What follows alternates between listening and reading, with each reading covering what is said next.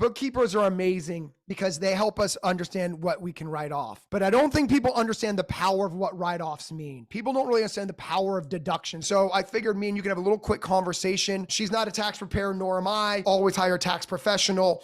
This was just an example on why bookkeeping is so important. I love the point that you're trying to get across of money back in your pocket, because that is so huge. And tracking everything, bookkeeping is money back in your pocket if you're doing it right. I wanted to start, I sent Zoe a little video clip. I feel like it's really relatable. I'm thinking of bringing homeware into the store, so that's a write-off. That's a write-off? Yeah. Do you even know what a write-off is? Yeah, it's when you buy something for your business and the government pays you back for it. Oh, and who pays for it? Nobody. You write it off. Who writes it off? I don't know. The write-off people. What? Why are we having this conversation? I'm sure everybody has heard that little skit before. What is a write-off? Let's use a couple generic assumptions here. So let's say that you made $10,000 as a notary. Your tax rate's 25%. Frankly, it's irrelevant what your tax rate is for understanding this. But let's just say your income is $10,000 in notarial income, and your tax rate is 25%, and you had zero write-offs. There was nothing, no expenses you deducted. You would then pay $2,500 of taxes to the IRS. This is without any deductions. Now, let's talk about deductions, because the goal of deductions is to lower your taxable income. You are trying to lower the $2,500 that you are paying the IRS using the same assumptions, but this time you have deductions. You're keeping track of your expenses, like Tara's going to teach you how to do. So if you made $10,000, but now you kept track of all your expenses, so therefore you had $3,000 of expenses in 1 year, your net income is $7,000. Now the IRS is going to tax you 25% on the $7,000. Now you're going to pay $1,750.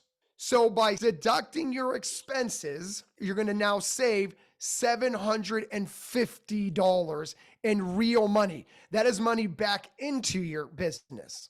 This is what write-offs mean.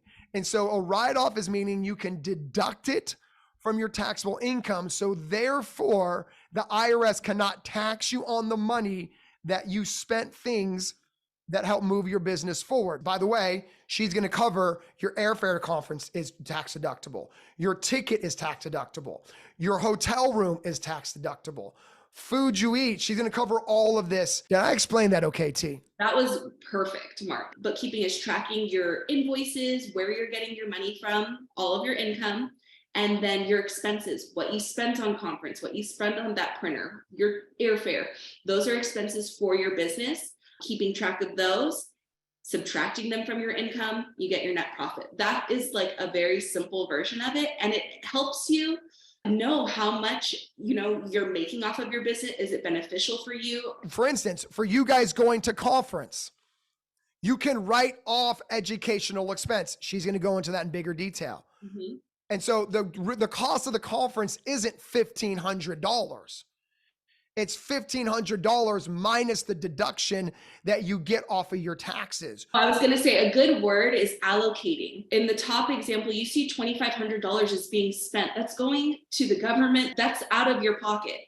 In the bottom example, you see $1,750 is spent just to the government. You're saving $750, like Mark mentioned. Is it going to help your business? Taxes don't necessarily help your business. It's just you have to pay them. That's right. But are you going to use that money to help your business, money back in your pocket, or are you going to give it away? We have a conference coming up, the Loan Signing System National Conference. Yep. So I'm getting a lot of people, well, Mark, that's $1,000 if you add the flight in the room and the ticket. I'm like, well, you're not understanding, like, you're going to spend $1,000 somewhere else, but you can write this off. Exactly. Understanding how your deductions work is really why you should pay attention to this training. On the IRS website, there are lists and lists and lists that you can find of tax write-offs. We're just going to go over a general list that we think would be beneficial for you guys. You wrote printer, paper, absolutely. The accountant fees from previous tax prep, absolutely. Those are legal and professional fees that you need for your business. Another one that I know is going to be huge is auto expense. So you guys are driving to a lot of your clients. So there's going to be two ways of of tracking your auto expense.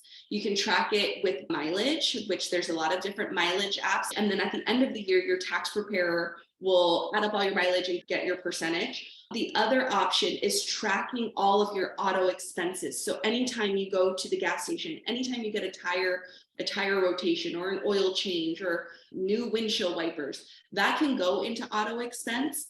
And then again, your tax preparer will take a percentage, and that's something you guys will talk about. Your home office, rent, and all of that kind of stuff. Internet, electricity, water, yep, all of those. Your mortgage, rent, your homeowner's insurance even. So all of those, your tax preparer at the end of the year should give you a form, and they should have all of those things listed out, and you should be able to fill in. They're going to have a percentage ready for you.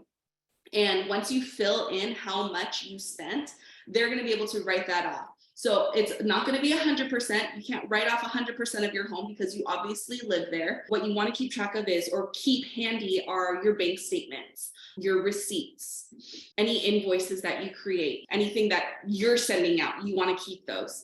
And then just making sure that you have a paper copy of those and storing them. We'll get into that, but storing them either paper copies or on the cloud, a digital copy, either way is fine. Just making sure that you're doing one of them. Bank statements alone are not going to be sufficient enough if they audit you. So a good rule of thumb is keeping everything, especially your receipts, for 7 years. And by that, we can take a picture of them and save them to the cloud or some sort of database, or you can keep a copy in a Ziploc bag, a shoebox, and stick it in the back of your closet. As long as you have it somewhere handy, that's what's important. We need to remind people why it's important to listen to you.